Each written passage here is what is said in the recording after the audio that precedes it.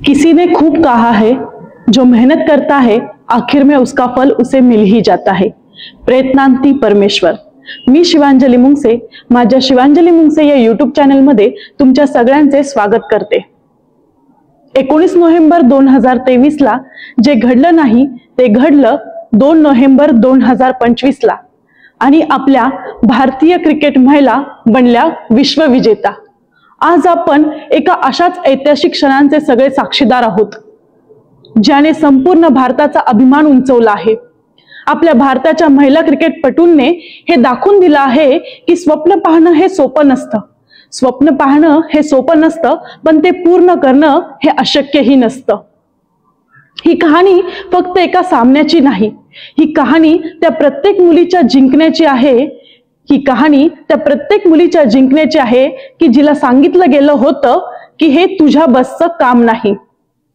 आज त्या सर्व महिलांनी मर्यादा ओलांडून जगाला जे उत्तर दिलंय की आम्ही करू शकतो, आम्ही लढू शकतो आणि आम्ही करून दाखवलंय। कधी काही ज्यांना कोणी गंभीरतेने घेतलं नाही, ज्यांना प्रत्येक वेळी अपयशांचा सामना करावा लागला, ज्यांना प्रत्येक वेळी पुरुषांच्या बरोबरीने पगार घेता येतो पण मैदानात खेळता येत नाही, अशा ठिकाणचा सामना करावा लागला, त्या आज जगाच्या नजरेत जगजेत्या म्हणून उभ्या आहेत। प्रत्येक रन असो, प्रत्येक चौकार असो, प्रत्येक षटकार असो व प्रत्येक विकेट ही त्यांच्या मेहनतीचा आवाज देते। त्यांनी हे दाखवून दिलं आहे की हातात फक्त आम्ही बांगड्या घातल्या नाही, तर या हातात ही पर्वत हलवण्याची देखील ताकद आहे।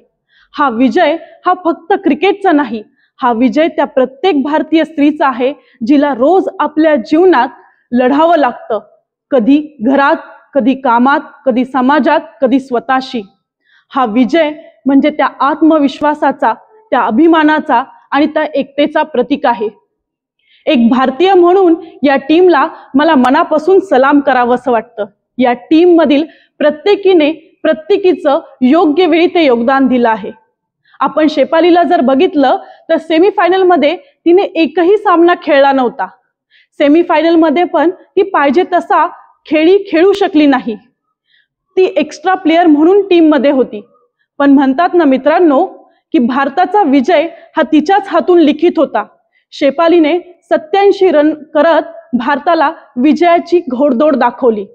शेफाली असो, दीप्ती शर्मा असो, आपली कॅप्टन कौर असो, अमरजीत असो का ऋचा घोष असो, प्रत्येकीने योग्य वेळी देशासाठी खेळून स्वतःचं अनमोल योगदान दिलं आहे।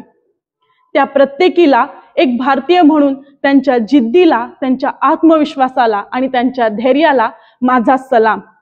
हा सलाम फक्त 11 प्लेयर्सला नाहीये, तर क्रिकेटच्या वर्षानुवर्ष ज्या महिला आजपर्यंत खेळत आलेल्या आहेत त्या प्रत्येकीची ही जीत आहे, त्या प्रत्येकीचं हे जिंकणं आहे।